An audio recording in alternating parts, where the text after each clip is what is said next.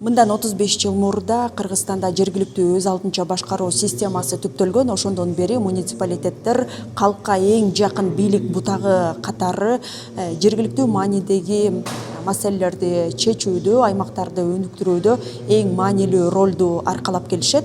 Дал ошол жергиликтүү өз алдынча башкаруунун 35 жылдыгы бүгүн Ысык Көл облусунда белгиленип жатат. Ага 7 дубандан келген мамлекеттик жана муниципалдык кызматкерлер, ошондой эле жергиликтүү өз алдынча башкаруу органдарынын өкүлдөрү катышууда.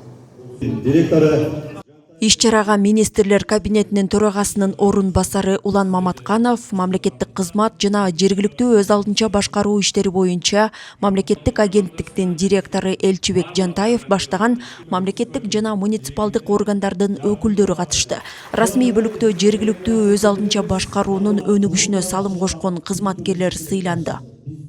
Усупбекова Гульзат Эркинбековна. Семинар өткөрүүчү жай катары 2025 жылдын жыйынтыгы боюнча мыкты айыл өкмөт деп таанылган Түп районундагы Ысык Көл айыл аймагы тандалган. Катышуучулар мына ушул аймактагы ишке ашырылып жаткан долбоорлор, инфраструктуралык демилгелер жана муниципалдык башкаруудагы алдыңкы тажрыйбалар менен таанышты. 60 жыл мурун кум болуп басып жаткан суу келбеген жерди ушул айыл өкмөт тарабынан өздөштүрүлүп, чечирканак эгишип 90 гектар абакты эгишкен экен. Ошонусу бизге таасир берди. Бул деген бүгүнкү күндө биздин ажообуздун астага койгон максатыбыз, милдетибиз органикага өтүү. Ал жерде ошо чыныгы органика бар экен. Анан сууну үнөмдүү пайдалануу максатында тамчылат сууар менен ишке ашып атыптыр. Муну бүт республика боюнча жайылтканга жакшы болот. Биз ошону бүгүн жакшы таанышып, өзүбүзгө керектүү жактарын алдык. Иш-чаранын алкагында президенттин улуттук дем дүйнөлүк бийиктик жарлыгынын негизинде акыл майдан интеллектуалдык долбоору өткөрүлдү. Анын жүрүшүндө кызматкерлер тарых, кыргыз тили жана логикалык суроолору боюнча билимдерин сынашты. Жыйынтыгында 4 облустун ичинен Ысык Көл облусунун командасы жеңүүчү аталып, 250 000 сомдук сертификатка ээ болушту. Колдон келишинче даярдандык, 4 команда атаандаш болдук, таймаштык, аябай сүрдөдүк, аябай куш суроолор берилди. Чындыгында бул өзүбүз үчүн жакшы болду. Унутта калып калаткан нерсенин баарын кайра баштан окуп, миибизге сиңирип алдык.